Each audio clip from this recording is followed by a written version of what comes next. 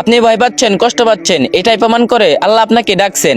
আমি 5 ওয়াক্ত নামাজ পড়তাম, আল্লাহর গোলামি করতাম, আমি খুব দিনদার ছিলাম। হঠাৎ করে আমি গান বাজনায় জড়িয়ে যাই, গান শুনি, নামাজ পড়ি না। অনুতপ্ত মানে ইমানের জীবিত থাকার আলামত।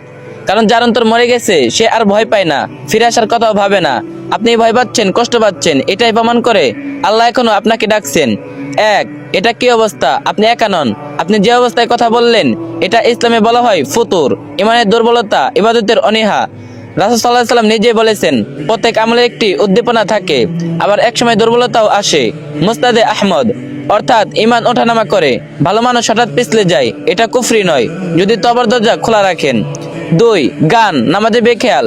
কেন এমন হলো? এটা হঠাৎ হয়নি। ছোট গুনাহ জমে জমে বড় দেওয়াল হয়।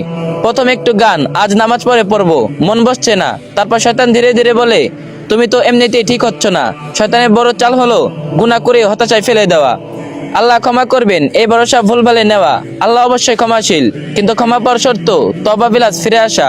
শুধু বলা আল্লাহ মাফ করবেন, কিন্তু নামাজ না পড়া, গুনাহ ছাড়ার চেষ্টা না করা, এটা শয়তানের ধোঁকা। আল্লাহ বলেন, তোমরা কি আল্লাহর রহমত নিয়ে ধোঁকায় পড়েছো? সূরা আল আরাফ আয়াত 99। তিন, সবচেয়ে গুরুত্বপূর্ণ কথা, আশার বাণী শুনুন। এটা আল্লাহর সরাসরি কথা। হে আমার বান্দারা, তোমরা কি নিজেদের উপর জুলুম করেছো? আল্লাহর রহমত থেকে নিরাশ হও না। সূরা জুমার আয়াত 53।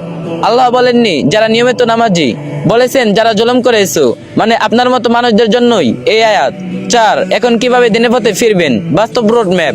ধাপ 1, আজই একান্তই তওবা করুন। কান্না না আসলেও তওবার 3 শর্ত। গুনাহ ছেড়ে দেওয়ার সিদ্ধান্ত, আল্লাহর কাছে লজ্জিত হওয়া, আবার না করার নিয়ত।